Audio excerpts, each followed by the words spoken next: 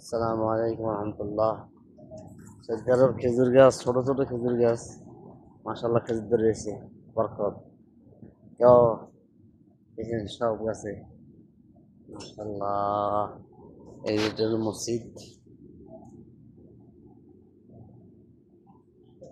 আর সবগুলা গাছে খেজুর ধরে রয়েছে মাশাল্লাহ।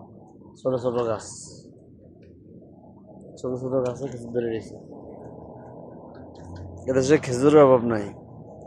মসজিদের মধ্যে যদি রাখছে কত খাইতে পারে। আল্লাহ আকবার, আল্লাহ তারা খাই করেন। আসসালামু আলাইকুম। এই মসজিদ।